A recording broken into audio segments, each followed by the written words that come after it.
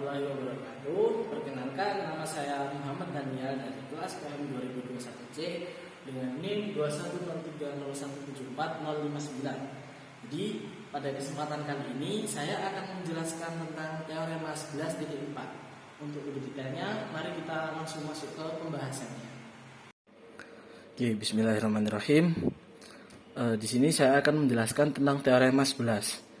Diberikan bidang E dan bola berpusat pada P, misalkan F kaki ruas garis tegak lurus dari bola P ke E, maka hanya tepat satu di antara tiga pernyataan berikut yang berlaku. Yang pertama, setiap titik di E di luar bola. Yang kedua, F di bola dan E bidang singgung bola di titik F. Yang ketiga, F terletak di dalam bola dan bidang E memotong bola di lingkaran yang berpusat di titik F. Oke, di sini diketahui bola berpusat di titik P dan F terletak pada bidang E sehingga PF tegak lurus dengan bidang E. Maka buktikan tepat satu di antara tiga pernyataan berikut ini benar. Yang pertama, sembarang titik D pada bidang E terletak di luar bola P. Yang kedua, F terletak di dalam bola P, bidang E menyinggung bola P di titik F. Yang ketiga, F terletak di dalam bola P, bidang E memotong bola di lingkaran yang berpusat di F. Oke, kita mari masuk ke pembahasan yang pertama. Sembarang titik D pada bidang E terletak di luar bola P. Oke, untuk pernyataan yang pertama, pandang F terletak di luar bola P dan R merupakan jari-jari bola P, sehingga PF itu lebih besar daripada jari-jari R. Nah, dibuatlah misalkan garis L yang memuat titik F dan titik D. Nah, karena itu berdasarkan teorema yang berbunyi bahwa ruas garis tegak lurus dengan titik di luar garis yang diberikan merupakan ruas garis terpendek. Jadi PF ini merupakan ruas garis terpendek yang menghubungkan antara garis dan titik di luar garis tersebut. Jadi yang menghubungkan antara titik dengan garis di luar, menghubungkan titik di luar garis ini. Jadi PF itu merupakan ruas garis terpendek yang menghubungkan antara titik P dengan ruas garis FD. Jadi pandang titik F terletak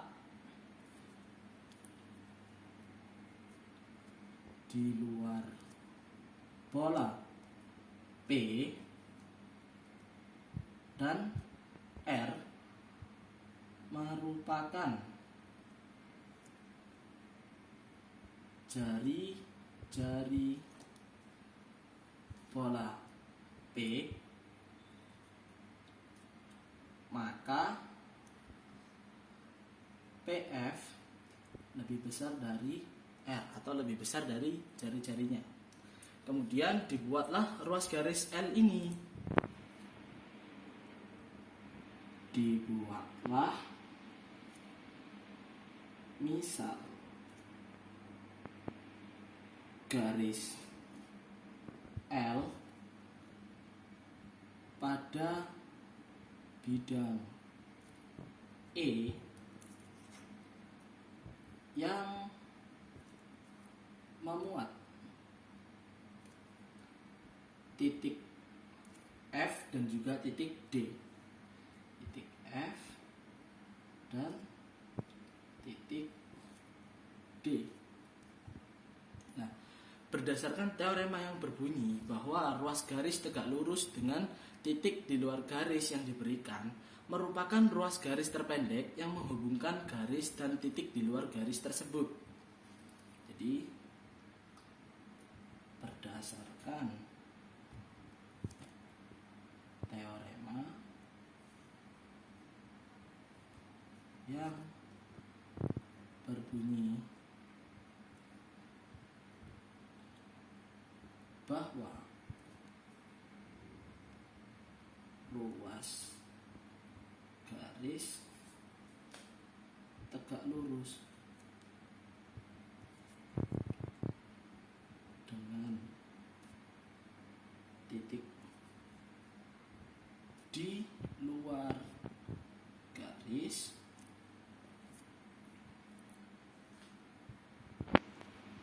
yang diberikan merupakan ruas garis terpendek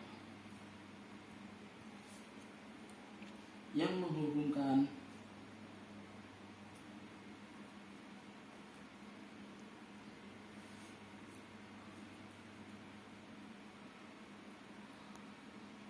garis dan titik di luar garis tersebut.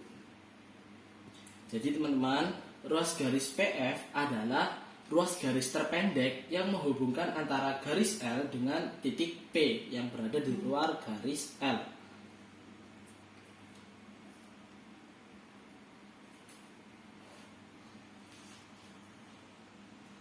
Maka ruas garis PF merupakan ruas garis terpendek antara titik P dengan garis L.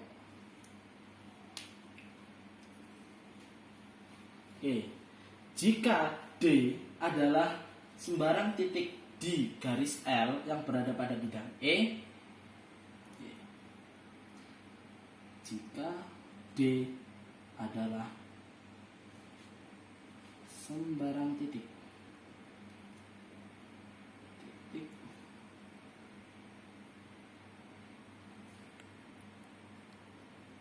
pada garis L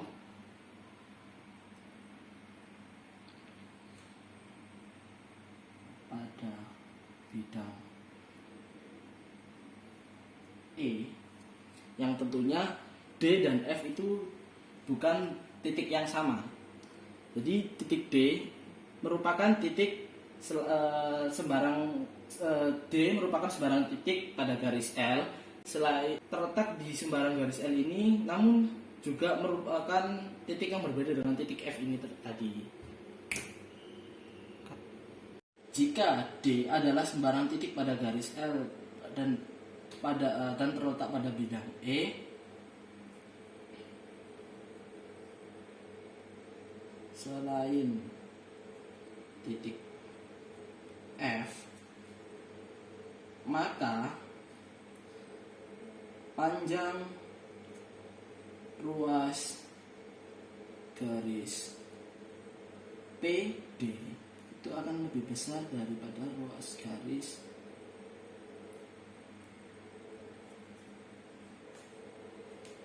PF. Jadi teman-teman, ruas garis PD ini tentunya akan lebih panjang daripada ruas garis PF. Mengapa? Karena ruas garis PF adalah ruas garis terpendek yang tegak lurus, yang menghubungkan antara titik P dengan garis L gitu.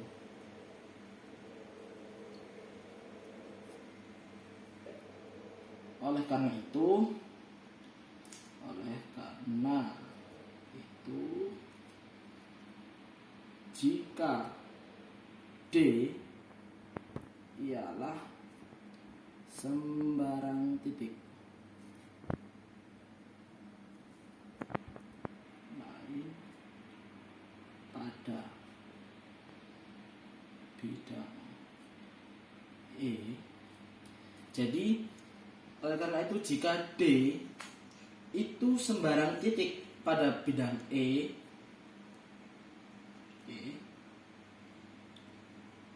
sembarang titik pada bidang E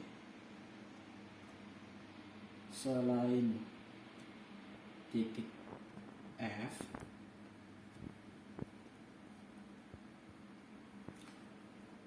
maka ruas garis PD akan lebih besar daripada ruas garis PF.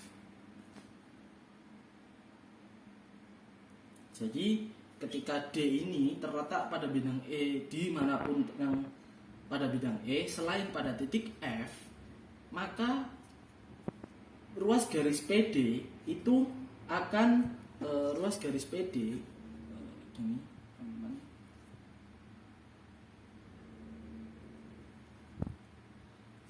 Itu akan lebih panjang daripada ruas garis PF. Nah, hal ini dikarenakan oleh akibat dari teorema tadi. Nah, berdasarkan sifat transitif, jika ruas garis PD lebih besar daripada ruas garis PF dan ruas garis PF itu lebih besar daripada jari-jari R, maka ruas garis PD itu lebih besar daripada jari-jari R. Artinya D berada di luar bola P. Nah, jadi kesimpulan yang dapat diambil itu karena titik D sembarang titik di bidang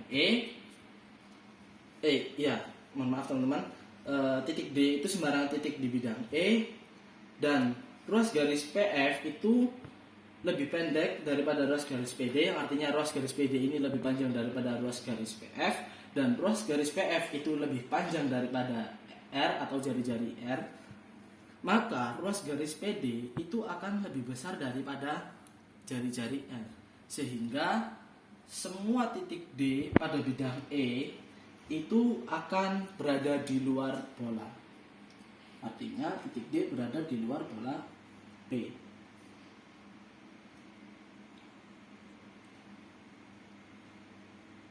Dikarenakan F dan D terletak di luar bola P, maka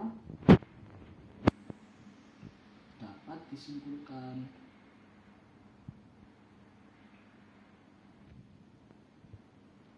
bahwa setiap titik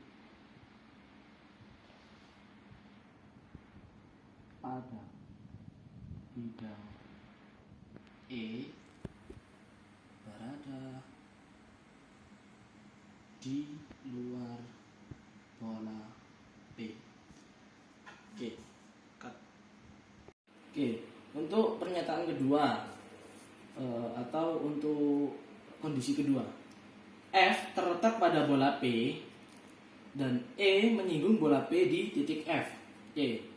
Di sini pertama-tama kita pandang dulu F itu merupakan salah satu titik pada bola P. Oke, kita tulis terlebih dahulu. Pandang F merupakan salah satu titik pada bola P. Jadi F ini merupakan salah satu titik pada bola P, sehingga PF itu sama dengan R atau sama dengan jari-jarinya, sehingga ruas garis PF itu sama dengan jari-jari P. jari-jari bola. Kemudian dibuatlah garis L, pada bidang E yang memuat titik F dan D. Berdasarkan teorema yang berbunyi bahwa ruas garis yang tegak lurus ini PF dari titik di luar garis yang diberikan merupakan ruas garis terpendek yang menghubungkan garis dan titik di luar garis tersebut. Jadi ruas garis PF ini merupakan ruas garis terpendek yang menghubungkan antara titik P dengan garis L. Oke, dibuatlah garis L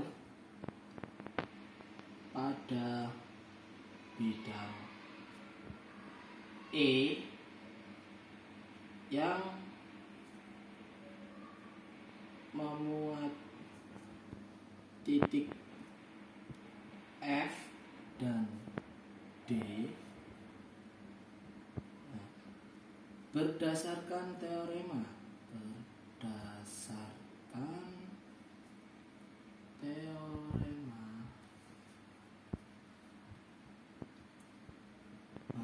yang berbunyi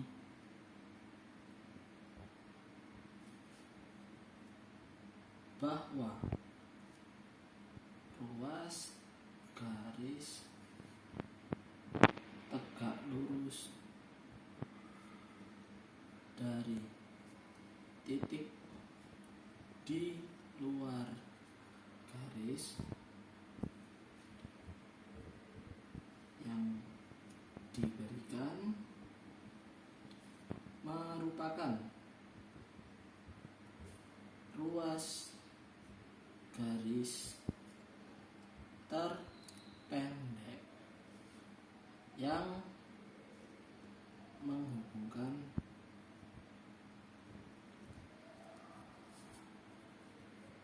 garis dan titik di luar garis tersebut.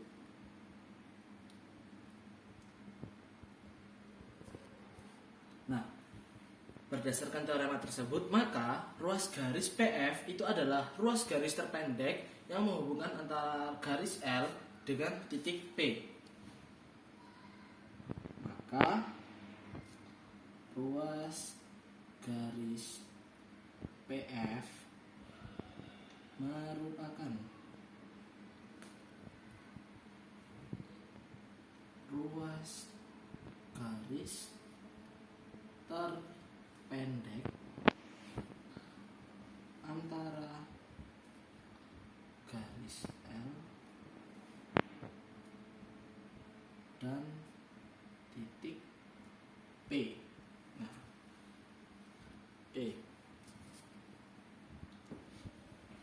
Nah, tadi garis L ini memuat titik F dan titik D. Nah, oleh karena itu jika D merupakan sembarang titik pada bidang E selain titik F, maka ruas garis PD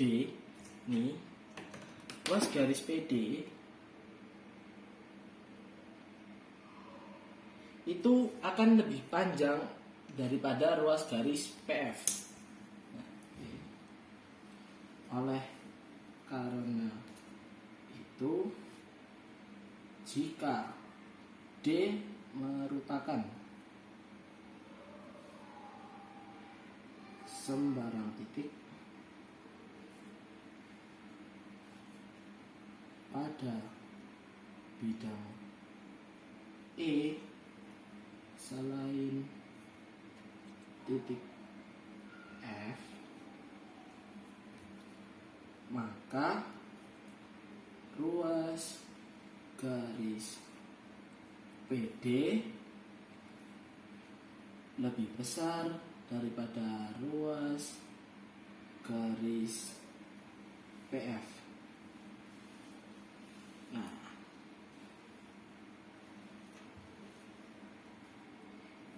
jadi ruas garis PD ini lebih besar daripada ruas garis PF. Maka dengan cara substitusi kita tahu bahwa PD lebih besar daripada R. Kenapa? Karena PF itu kan tadi sama dengan R. Ruas garis PF itu kan sama dengan R atau sama dengan jari-jari. Dan ruas garis PD itu lebih besar daripada ruas garis PF. Maka ruas garis PD itu lebih besar daripada lebih besar daripada jari-jari R.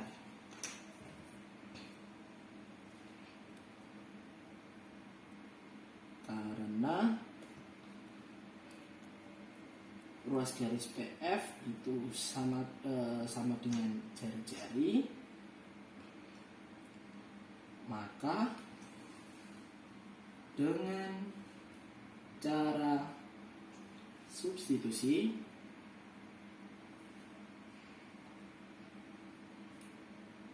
diperoleh PD lebih besar daripada R atau lebih besar daripada jari-jari, yang berarti bahwa yang berarti bahwa D berada di luar bola P. Yang berarti bahwa D berada di luar bola P.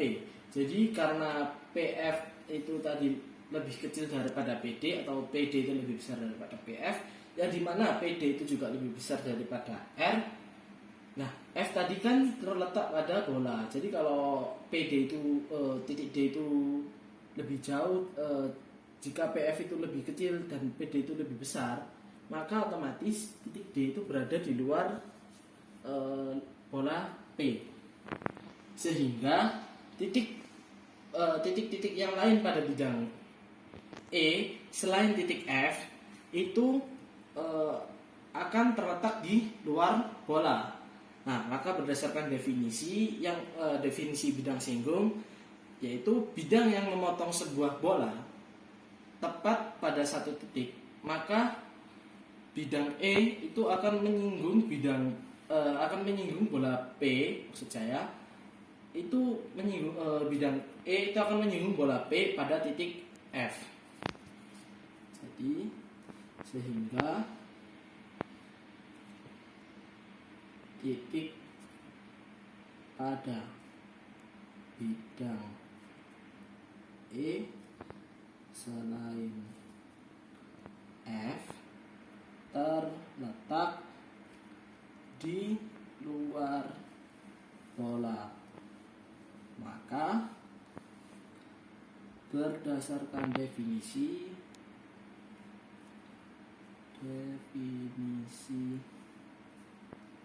bidang singgung,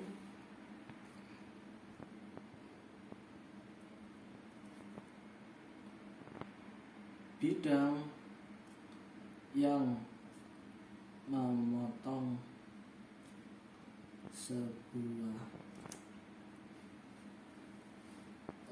definisi bidang singgung, bidang memotong sebuah bola tepat di satu titik, maka bidang E menyinggung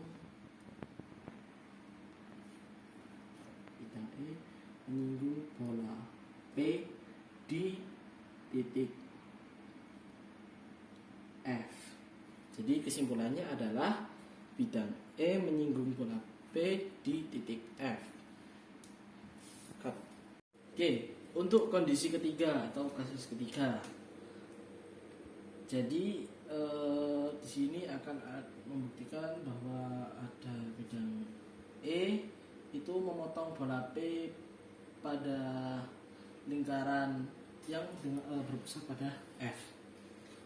Oke, untuk membuktikannya, yang pertama-tama kita pandang terlebih dahulu bahwa F ini berada di dalam P. Berarti pandang F berada di dalam P atau berada di dalam pola P. Nah, dalam kasus ini bidang E ini seluruhnya, nggak mungkin seluruhnya itu berada di luar pola P. Hal ini dikarenakan paling tidak terdapat satu titik, yaitu titik F yang berada di dalam pola. Oke, kita tulis terlebih dahulu. Dalam kasus ini bidang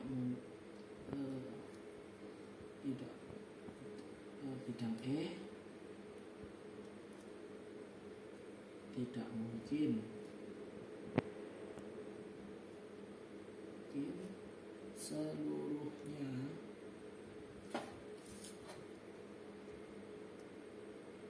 berada di luar pola P. Hal ini dikarenakan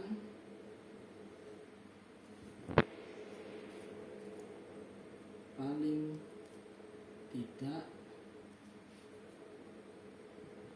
terdapat satu titik, yaitu titik F yang berada di dalam bola. Nah, dibuatlah garis L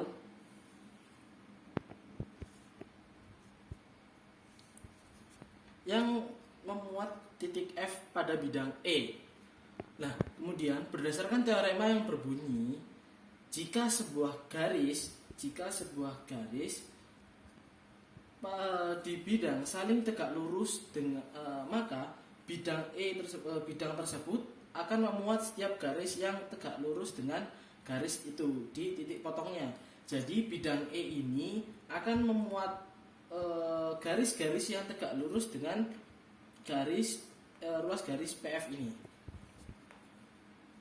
Sehingga ruas garis PF ini akan tegak lurus dengan bidang P atau dengan garis L itu tegak lurus di titik F. Nah, kemudian kita tulis terlebih dahulu.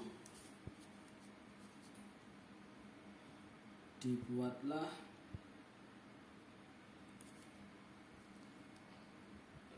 garis L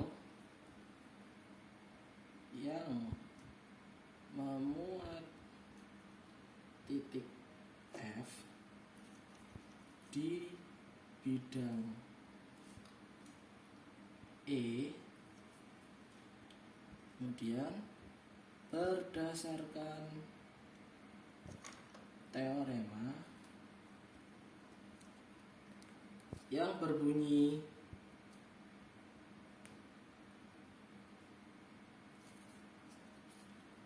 jika sebuah garis di bidang saling tegak lurus, maka bidang tersebut memuat setiap garis yang tegak lurus dengan garis itu di titik potongnya.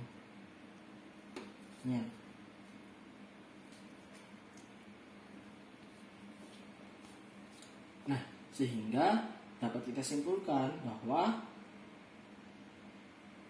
garis L tegak lurus dengan garis PF, ruas garis PF,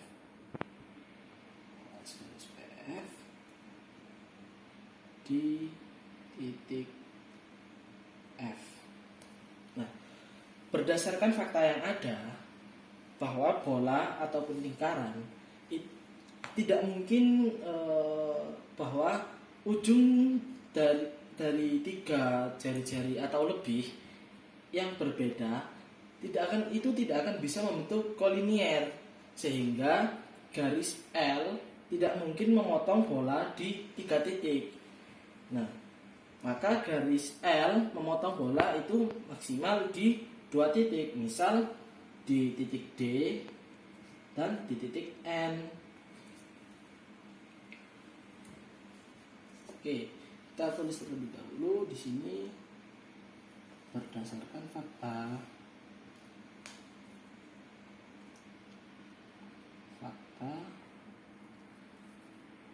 pada bola ataupun lingkaran bahwa ujung dari 3 atau lebih jari-jari yang berbeda tidak akan membentuk kolinier garis lurus, sehingga garis L tidak mungkin memotong bola di 3 titik. Nah, di sini kita mengambil misal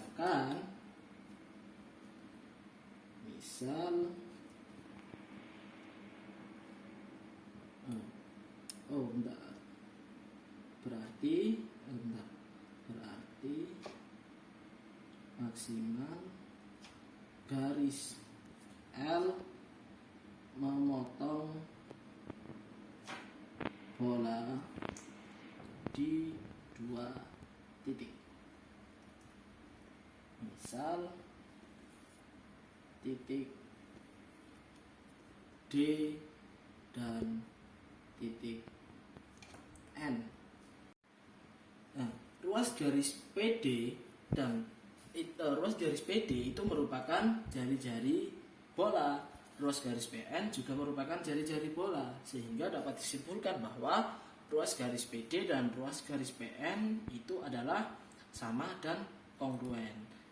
Hal ini berdasarkan fakta bahwa jari-jari pada bola itu selalu kongruen.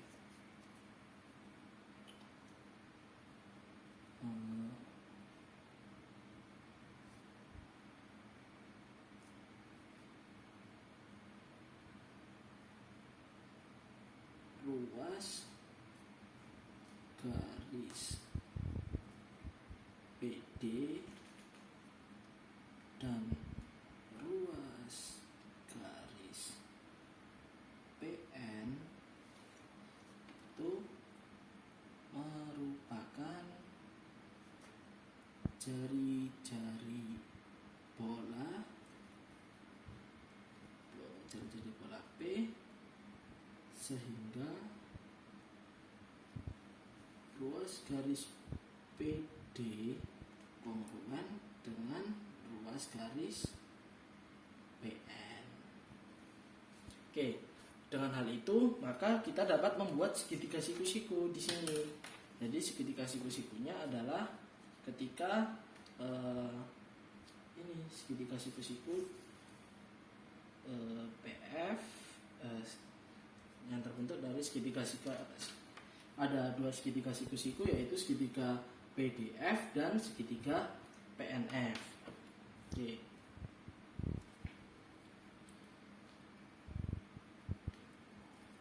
Dengan hal itu dapat dibuat segitiga siku-siku PDF dan segitiga siku-siku PNF.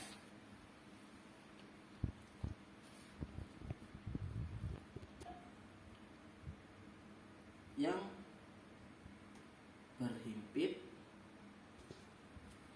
pada ruas garis PF. Nah, berdasarkan sifat reflektif ruas garis, yaitu ruas garis PF itu akan sama dengan ruas garis PF.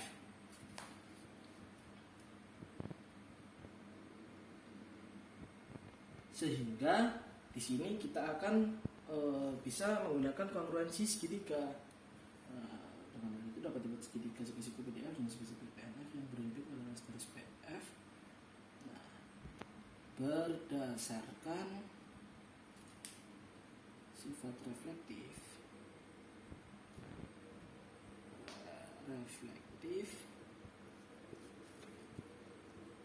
ruas garis, maka ruas garis PF yang tadi itu kongruen dengan ruas garis PF itu sendiri.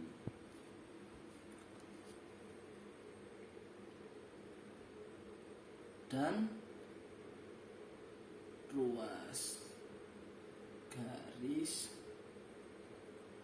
PD kongruen dengan ruas garis PN.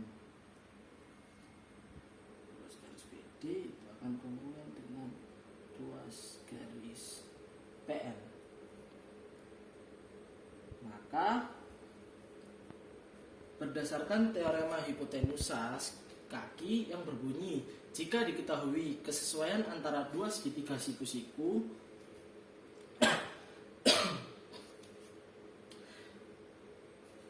berdasarkan teorema hipotenusa kaki yang berbunyi, jika diketahui kesesuaian antara dua segitiga siku-siku, jika hipotenusa atau sisi miringnya dan satu kaki dari segitiga kongruen pada bagian yang bersesuaian, maka segitiga kedua bersesuaian pada segitiga kedua, maka kesesuaian itu adalah kongruen. Oke, kita tulis terlebih dahulu. Berdasarkan teorema hipotenusa kaki yang berbunyi,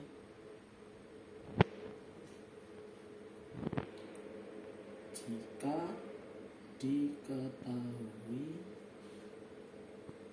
kesesuaian antara dua segitiga siku-siku, jika hipotenusa atau sisi miring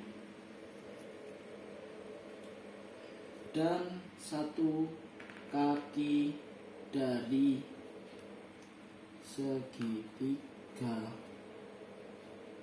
kongruen pada bagian yang bersesuaian pada segitiga kedua, maka kesesuaian itu adalah kongruen. Jadi di sini segitiga PDF itu sudah terbukti bahwa kongruen dengan segitiga PNF. Jadi segitiga PDF itu kongruen dengan segitiga PNF. Jadi segitiga PDF itu kongruen dengan segitiga PNF. Nah, akibat dari kongruensi dua segitiga tersebut, maka diperoleh ruas garis DF ini itu akan kongruen dengan ruas garis NF. Jadi akibat dari kongruensi dua segitiga tersebut diperoleh ruas garis DF itu kongruen dengan ruas garis NF. Oke. Nah, berdasarkan definisi titik tengah ruas garis. Jadi berdasarkan definisi titik tengah ruas garis, karena DF dan NF itu kongruen, maka F itu merupakan titik tengah dari ruas garis DN. Berdasarkan definisi titik tengah ruas garis, karena DF ruas garis DF kongruen dengan N ruas garis NF, maka F merupakan titik tengah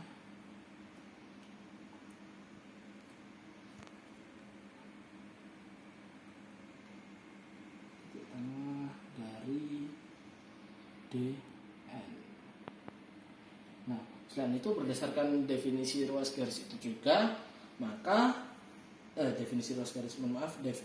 berdasarkan definisi titik tengah ruas garis tersebut, maka diperoleh bahwa DP itu kongruen dengan DN, sehingga DP kongruen dengan DN.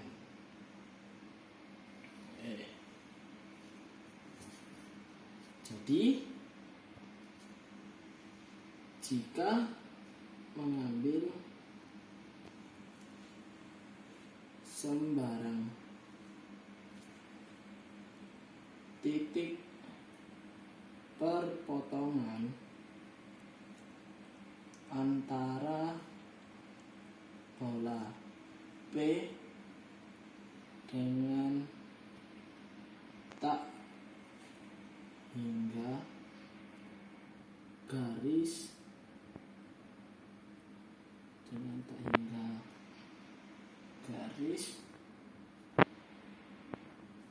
pada bidang E yang tegak lurus ruas garis PF.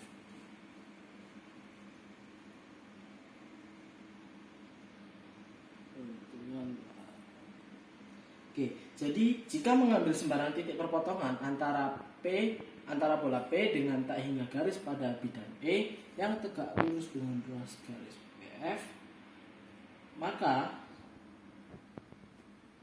dengan alasan yang sama kuat akan terbentuk ruas garis pada bidang E dari titik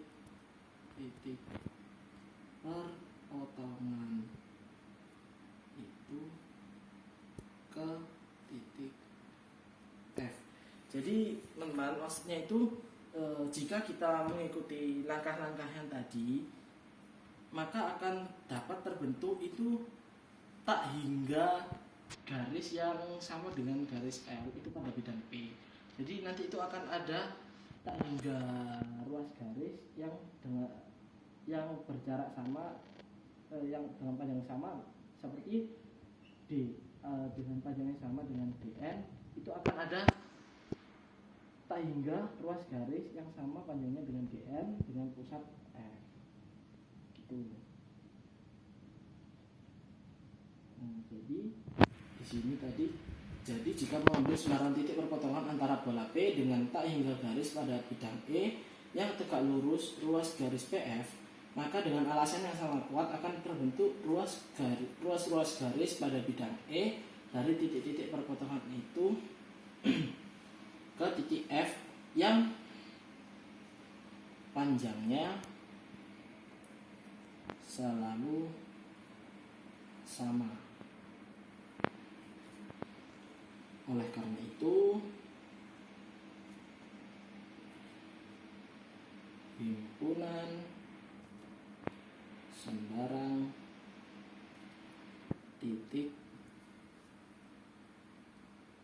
yang diambil akan sesuai dengan definisi lingkaran, yang yaitu definisi lingkaran itu sendiri adalah himpunan semua titik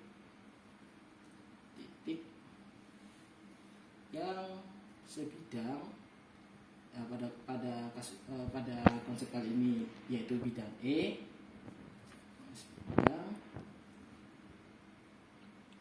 yang berjarak sama. Jadi nanti itu akan ada tak hingga titik yang berjarak sama seperti D ke F atau N ke F, berjarak sama terhadap titik tertentu, yaitu titik F pada kasus kali ini, sehingga dapat disimpulkan bahwa bidang E memotong bola P di lingkaran yang berpusat di F. Demikianlah penjelasan dari teorema 11.4 tersebut. Jadi kesimpulannya adalah hanya akan ada tepat satu dari 3 kondisi tersebut yang dapat memenuhi persyaratan. Oke, terima kasih atas waktunya dan semoga kalian semua diberi kesehatan. Akhir kata, wassalamualaikum warahmatullahi wabarakatuh.